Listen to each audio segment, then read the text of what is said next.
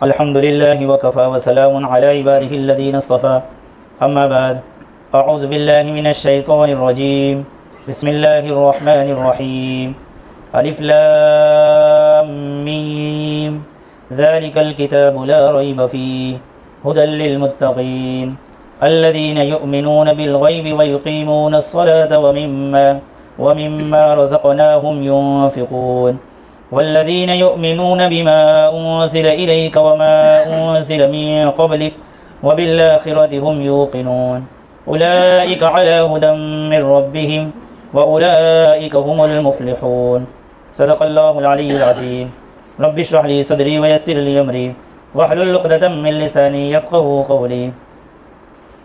अल्लाह तबारक ताला का बहुत बड़ा एहसान और करम हुआ कि अल्लाह तबारक ताला ने फिर हमें एक बार दरसे कुरान की मजलिस में शिरकत करने की तौफ़ीक़ अता फ़रमाई। अल्हम्दुलिल्लाह सूरह फ़ातिहा की तफ़सीर हमारे सामने आ चुकी। आज से हम इंशाअल्लाह सूरह बकरा की तफ़सीर को समझेंगे। आज सूरह बकरा के मुताल्लिक़ 3 बातें समझेंगे। एक तो मुख्तसर अंदाज में सूरह बकरा का तारुफ़, सूरह बकरा और सूरह फ़ातिहा के दरमियान में क्या रब्त है, और सूरह फ़ातिहा के फ़ज़ाइल, सूरह बकरा के फ़ज़ाइल। ये सूरह बकरा जो है ये मदनी सूरत है, यानी अल्लाह के नबी पाक सल्लल्लाहु अलैहि वसल्लम के हिजरत करने के बाद नाजिल हुई है। इस सूरह बकरा में 286 आयतें हैं और 40 रुकू है। कुरान करीम की 2 तरतीबें हैं, एक तरतीब नुज़ूली है और एक तरतीब वकूफ़ी है। तरतीब नुज़ूली का मतलब है कि जैसा ज़रूरत पड़ता गया कुरान उतरता गया, और तरतीब वकूफ़ी का मतलब है कि फिर अल्लाह के नबी पाक सल्लल्लाहु अलैहि वसल्लम के पास जब वो कुरान का हिस्सा आया तो अल्लाह तबारक ताला की तरफ से हुक्म हुआ कि इन आयतों को फ़लानी सूरत में रखी जावे और फ़लानी सूरत फ़लानी जगह पर रखी जावे।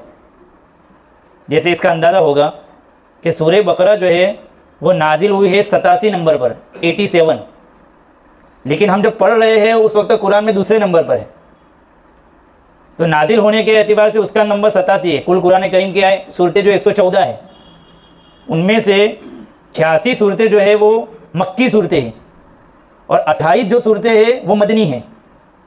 तो 86 सूरतें जब मक्की नाजिल हो चुकी, उसके बाद सबसे पहली जो मदनी सूरत नाजिल हो रही है वो सूरह बकरा है, इसलिए उसका नंबर 87 है, 87। तो सूरह बकरा जो है मदीना में नाजिल होने वाली सूरतों में पहली सूरत है। जैसे हिजरत करके नबी अकरम सल्लल्लाहु अलैहि वसल्लम वहाँ पहुँचे, ये सूरह बकरा का नुज़ूल शुरू हो गया था, लेकिन ये मुकम्मल हुई है सबसे आखिर में, इसलिए कि सबसे आखिरी आयत जो है नबी अकरम सल्लल्लाहु अलैहि वसल्लम पर नाजिल हुई थी सन हिजरी 10 में, जब नबी अकरम सल्लल्लाहु अलैहि वसल्लम हज्जतुल वदा के मौके पर 10 दिलहज्जा को मीना में मौजूद थे। क्योंकि 8वीं दिलहज्जा से हज शुरू होता है, तो 8, 9, 10 यानी जब बकरा ईद का दिन था और मीना में जो कंकरियों का दिन होता है, उस दिन ये आखिरी आयत नाजिल हुई, वत्तक़ू यौमा तुरजऊन फ़ीहि इलल्लाह। ये आयत सबसे आखिर में नाजिल हुई।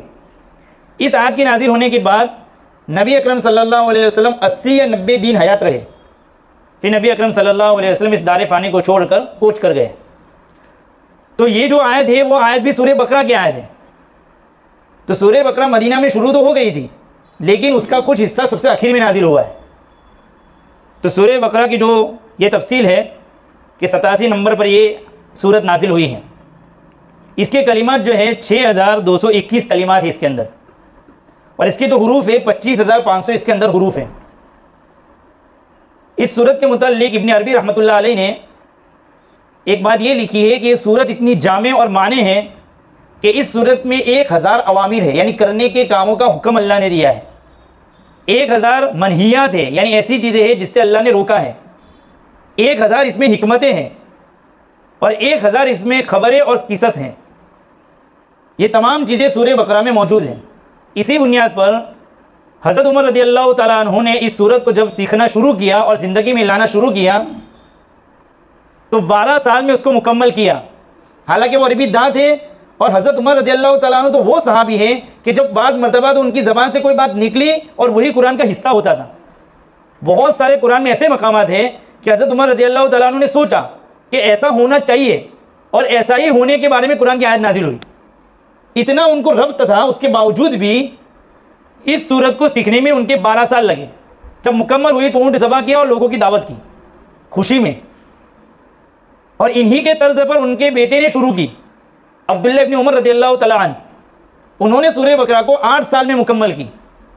हालांकि उनके लिए कोई मुश्किल नहीं था, हमारे लिए तो अरबी भी समझना एक मुश्किल है, उनके लिए तो अरबदां थे, फसे और बलीग उनकी ज़बानें थी, लेकिन उसको समझते थे, ज़िंदगी में ले आते थे। नहीं आती थी तब तक आगे नहीं बढ़ते थे।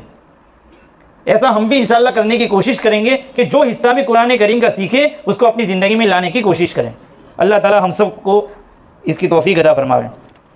सूरह बकरा की फ़जीलत में एक बात ये भी है कि सूरह बकरा के अंदर सवाब के एतबार से सबसे बड़ी, पूरे कुरान में आयत में सबसे बड़ी सवाब के एतबार से जो आयत है वो भी सूरह बकरा में है, और वो है आयतुल कुर्सी। और पढ़ाई के एतबार से भी सबसे बड़ी जो आयत है, यानी एक सफ़े की मुकम्मल आयत। हम तीसरा पारा खोलेंगे तो सूरह आल इमरान के शुरू होने से पहले पहले एक आयत है जिसको आयत मुदायना कहा जाता है, आयत दैन, जिसके अंदर कर्जे के मसाइल है। वो एक मुकम्मल 15 लाइन का जो कुरान होता है उसकी मुकम्मल वो आयत है। तो तिलावत के एतबार से भी लंबी आयत सूरह बकरा में है, और सवाब के एतबार से भी लंबी आयत जो है सूरह बकरा में मौजूद है। सूरह बकरा और सूरह फातिहा में क्या रब्त है कि सूरह फातिहा के बाद ही सूरह बकरा को क्यों रखा? हालांकि नुज़ूल के एतबार से तो 87 नंबर था उसका। एक रब्त ये बयान किया जाता है कि हमने जब अल्लाह ताला से दुआ की सूरह फातिहा में, इहदिनस सिरातल मुस्तकीम, अल्लाह तू सीधे रास्ते पर चला, तो अल्लाह तबारक ताला ने इस दुआ को कबूल फरमाया, और कबूलियत के लिए अल्लाह तबारक ताला ने आगे का पूरा कुरान दिया कि लो ज़ालिकल किताबु ला रैब फीह, ये ऐसी किताब है जिसमें कोई शक नहीं है, इसको पढ़ो और उसके मुताबिक ज़िंदगी गुजारो, सीधे रास्ते पर चलोगे। तो हमारी दुआ की कबूलियत में आगे का हिस्सा है। और उसकी पहली आयत में चूँकि कुरान की हक्कानियत है, पहले आदमी जो किताब पढ़ रहा है वो कैसी है, तो उसका अल्लाह तबारक ताला ने तारुफ करवा दिया कि इसमें कोई शक नहीं है, पढ़ो और ज़िंदगी में उसको ले आओ। फिर चैलेंज भी जगह जगह पर किए, इंशाल्लाह आगे आएंगे वो। तो एक तो रब्त ये है उस दोनों में। एक रब्त ये है कि हमने दुआ मांगी थी, तो दुआ में ये कहा था कि अल्लाह तबारक ताला तो उन लोगों के रास्ते पर चला कि जिन पर तूने इनाम किए, और वो 4 जमात थी, नबी, सिद्दीक, शुहदा और सालिहीन। और फिर हमने कहा कि अल्लाह तबारक ताला उन लोगों के रास्ते से बचा जिन पर तेरा गज़ब नाजिल हुआ, और उन लोगों के रास्ते से बचा जो गुमराह हो गए। और एक उसूल हम सब जानते हैं कि दवा के मुकाबले में परहेजगारी बड़ी चीज़ होती है। इसलिए हमारे लिए जो बड़ी चीज़ थी बचना, तो 2 जमातों से बचना बहुत ज़रूरी था। वो तो एक मिसाल थी, यहूद और ईसाई तो एक मिसाल है, लेकिन अल्लाह तबारक ताला ने यहाँ पर सूरह फातिहा में ऐसा नहीं कहा है कि गैरिल यहूदी व गैरुन नसारा, यानी यहूद और नसारा के तरीके पर मत चला, ऐसी दुआ नहीं है। उन लोगों के रास्ते पर मत चला कि जिन पर अल्लाह तेरा गज़ब नाजिल हुआ। इसलिए कि बाज़ यहूदी अच्छे भी थे और अच्छे होते भी हैं, बाज़ ईसाई अच्छे हैं और अच्छे होते भी हैं, इसलिए उनका नाम नहीं लिया, बल्कि हर वो तबका कि जिनमें ये चीज़ें मौजूद होगी, इन पर अल्लाह का गज़ब नाजिल होगा, तो ये तफसीर बतानी थी। तो अल्लाह तबारक ताला ने सूरह बकरा में सबसे ज़्यादा यहूद का तज़किरा है। हम पढ़ेंगे कि 18-19 रुकू तक उनका ही तज़किरा है, यानी शुरू से अब यहूद को दावत दी जा रही है, और उनकी किन किन खराबियों की बुनियाद पर अल्लाह ताला का गज़ब उन पर नाजिल हुआ वो जानना हमारे लिए ज़रूरी था, ताकि हम बच सकें। इसलिए हमने जो दुआ मांगी थी कि अल्लाह ऐसे लोगों से बचा कि जिन पर तेरा गज़ब नाजिल हुआ, तो ऐसे लोग कौन हैं, उनकी क्या बुरी आदतें थी, वो जानना ज़रूरी था। इसलिए अल्लाह ताला ने सूरह बकरा को नाजिल किया और दूसरे नंबर पर रखा। फिर तीसरे नंबर पर नसारा है, यानी ईसाई की, जो लोग बगैर इल्म के हुज्जतबाजी करते हैं, हरदर्मी करते हैं, तो उनका तज़किरा सूरह आल इमरान में, उसके बाद वाली सूरत में। तो तरतीब से अल्लाह तबारक ताला ने इन चीज़ों को बयान फरमा दिया, इसलिए सूरह बकरा को उसके बाद रखा। दूसरी बात यह कि जब अल्हम्दुलिल्लाहि रब्बिल आलमीन हमने जब पढ़ा कि अल्लाह तबारक ताला तमाम तारीफ़ें तेरे लिए है और तू ही तमाम जहानों का परवरदिगार है, तो 2 तरबियतें होती हैं, एक जिस्मानी तरबियत और एक रूहानी तरबियत। जिस्मानी तरबियत का निज़ाम तुम देख ही रहे, सूरज, चाँद, ज़मीन, दरिया, समुद्र सब कुछ देख ही रहे हैं, लेकिन रूहानी तरबियत के लिए हमको किताब की और किताब वाले की ज़रूरत थी। तो अल्लाह तबारक ताला ने किताब का तज़किरा सूरह बकरा में फरमा दिया, ये तुम्हारी रूहानी तरबियत का निज़ाम है। और ये रुकू जब 2 रुकू मुकम्मल होंगे, अल्लाह तबारक ताला जिस्मानी तरबियत का जिक्र फरमाएंगे कि अल्लाह तबारक ताला की इबादत करो, उसने तुम्हारे लिए ज़मीन को बिछाया और उसके ज़रिए से गल्ले को निकाला। ये दोनों के दरमियान में रब्त है। ये कुछ तारुफ था और दोनों का क्या रब्त है ये बयान हो गया। अब उसके फ़ज़ाइल हम समझें। सूरह बकरा के बहुत सारे फ़ज़ाइल जो है अहादीस में बयान किए गए हैं, उसमें से कुछ फ़ज़ाइल हमारे सामने अभी आ जावे। एक हदीस है जिसकी रावी है उमामा अल बाहिली रदियल्लाहु तआला अन्हु, अबू उमामा रदियल्लाहु तआला अन्हु। वो फरमाते हैं कि मैंने रसूल अकरम सल्लल्लाहु अलैहि वसल्लम से फरमाते हुए सुना कि इक़राउल कुरान, कि तुम कुरान करीम को पढ़ो, फ़इन्नहु यअती यौमल क़ियामती शफ़ीअन लि अस्हाबिही, कुरान करीम को क़यामत के दिन सिफारिशी बनाकर लाया जाएगा। देखो क़यामत का दिन बहुत ही खतरनाक मंजर होगा वो। अभी ईशा में जो दूसरी रकात में जो आयतों को पढ़ा गया कि जब कयामत कायम होगा, न भाई भाई का होगा, न बहन होगी किसी के काम आने, न बीवी बच्चे, न माँ बाप, कोई किसी के काम आने वाला नहीं है। यौम यफिर्रुल मरउ मिन अखी, हर एक दूसरे से भागेगा। उस वक्त काम आने वाली चीज़ अमाल है। उस वक्त अगर हमारे पीठ पर कोई हाथ रखेगा तो ये चीज़ें होगी। सिफारिश करने वाला कुरान होगा। कुरान पीछे से आएगा। कैसे आएगा? हदीस में आगे बयान किया कि कुरान आएगा, अल्लाह उसको जिस्मानी शक्ल देंगे। उसमें 2 सूरतों को खास तौर पर कहा कि 2 रोशन सूरतों को ज़्यादा पढ़ो, ज़हरावैन, और वो 2 सूरतें कौन सी है? सूरह बकरा और सूरह आल इमरान। उसके बारे में कहा कि क़यामत के दिन जब कुरान आ रहा होगा तो ये 2 सूरतें आगे आगे होगी। और कैसे आएगी? एक सहाबी बयान कर रहे हैं कि मैं वो 3 अल्फाज जो नबी अकरम सल्लल्लाहु अलैहि वसल्लम ने कहे भुला नहीं हूँ। मुझे याद है 3 चीज़ें अल्लाह के नबी पाक सल्लल्लाहु अलैहि वसल्लम ने बयान फरमाई। एक क्या था? कअन्नहुमा गमामतान, वो ऐसे आएगी जैसे कि बादल हो, क्योंकि क़यामत में सूरज जो है बिल्कुल सर पर होगा। उस वक्त हमको साये की ज़रूरत होगी। बादलों की तरह वो आएंगे। 2 सूरतें बादलों की तरह आएगी। दूसरा लफ्ज़ नबी अकरम सल्लल्लाहु अलैहि वसल्लम ने बयान किया, कअन्नहुमा गयायतान, गोया के 2 साइबान हो, साया करने वाली चीज़ें। और एक हदीस में उसकी वजह है कि उसके अंदर रोशनियाँ होगी तो तुम्हारे इस्तिकबाल में आएगी। और तीसरा लफ्ज़ नबी अकरम सल्लल्लाहु अलैहि वसल्लम ने बयान किया, कअन्नहुमा फ़िरकाने मिन तैरिन सवाफ़, परिंदों की 2 जमात होगी जो सब बस्ता आएंगे, जिनका साया उसके सर पर होगा। और क्या करेंगे ये सब आकर? तुहाज्जाने अन अस्हाबिहिमा, हुज्जत करेंगे कि इन पढ़ने वालों को अल्लाह तो सिफारिश फरमा और इनको जन्नत नसीब कर। तो ये हदीस में नबी अकरम सल्लल्लाहु अलैहि वसल्लम ने इस तरीके से सूरह बकरा की फजीलत बयान की। इसी हदीस में आगे फिर अल्लाह के नबी पाक सल्लल्लाहु अलैहि वसल्लम ने बयान किया, इक़रऊ सूरतल बकरा, फिर ताकीद की कि सूरह बकरा को पढ़ो। क्यों? वजह बयान की, फ़इन्ना अख़ज़हा बरकतुन, उसका लेना, उसका हासिल करना बरकत है। बरकत के दरवाज़ों को खोल देगा सूरह बकरा। और दूसरा लफ्ज़ नबी अकरम सल्लल्लाहु अलैहि वसल्लम ने बयान किया, वतरकहा हसरतुन, उसको छोड़ना हसरत का बाइस बनेगा। आदमी उस दिन उसके सवाब को देखेगा तो आदमी अफसोस करेगा। और फिर तीसरा लफ्ज़ बयान किया जो बहुत अहमियत का लफ्ज़ है कि वला यस्ततीउहा अलबतलता, कि बातिल उसको हासिल नहीं कर सकता है, पहले बातिल उस तक नहीं पहुंच सकता है। और कुर्तुबी ने इसकी तफसीर में लिखा है कि बातिल से मुराद जादूगर है, कि जादू करने वाला सूरह बकरा तक नहीं पहुंच सकता है। उसकी तफसीर ये है कि जादू, सूरह बकरा पढ़ने वाले पर जादू का जोर नहीं चलेगा। आज कह रहे हैं कि मुझ पर किसी ने कुछ कर दिया है, घर में कुछ कर दिया है, बच्चों पर कुछ कर दिया है, दुकान पर कुछ कर दिया है, ऐसे मसाइल बहुत हैं। और बाद मरतबा नज़र लग भी जाती है, क्योंकि नज़र लगना हक है, लेकिन आदमी फिर उसके चक्कर में इधर उधर के रास्ते तलाश करता है जो शरीयत के खिलाफ होते हैं। अल्लाह के नबी पाक सल्लल्लाहु अलैहि वसल्लम ने ये सब चीज़ें बता दी है कि ऐसा होगा, उसका इलाज भी है। सूरह बकरा पढ़ो, अल्लाह तबारक तआला ये सब फसादात जो है ख़त्म कर देंगे। खुद नबी अकरम सल्लल्लाहु अलैहि वसल्लम, ये मुस्लिम शरीफ की रिवायत है, कोई ज़ईफ़ रिवायत भी नहीं है। इसलिए हम भी सूरह बकरा का एहतिमाम करें। भाई 2.5 पारी की सूरत है, हम जो है रोज़ाना पूरी न कर सके, शुरू तो कर रखें, 2-2 रुकू पढ़े, 3-3 रुकू पढ़े, इंशाअल्लाह उसका भी असर होगा कि बरकतें हमारे घर में आएगी और ये शुरूआत हमारे घर से निकल जाएंगे। एक फजीलत तो ये है। नबी अकरम सल्लल्लाहु अलैहि वसल्लम ने सूरह बकरा की फजीलत में बयान किया कि हर चीज़ का एक सनाम होता है, बुलंदी, लिकुल्लि शैइन सनामुन, हर चीज़ की एक बुलंदी होती है। फ़इन्न सनामल कुरान सूरतुल बकरा, और कुरान करीम की बुलंदी वो सूरह बकरा है। या जैसे मस्जिद है तो मस्जिद की बुलंदी एक मीनारा बना दे उसकी पहचान के लिए, ऐसे ही कुरान करीम की पहचान सूरह बकरा है कि उसकी बुलंदी पढ़ने वाले को भी बुलंद कर देती है। इसी बुनियाद पर नबी अकरम सल्लल्लाहु अलैहि वसल्लम के पास एक मरतबा वफ्द आया जिसको रवाना करना था, तो नबी अकरम सल्लल्लाहु अलैहि वसल्लम का मामूल था कि उसमें अमीर मुकर्रर करते थे। तो तमाम लोगों का कुरान सुना गया कि तुमको कितना याद है, सुनाओ, तुम सुनाओ। सबने छोटी छोटी सूरतें सुना दी। जैसे आज भी हमारा ये होता है कि छोटी छोटी सूरतें याद कर लेते। उसमें एक नौजवान बच्चा था, उसने सूरतें भी सुनाए, साथ में कहा कि मुझे सूरह बकरा भी याद है।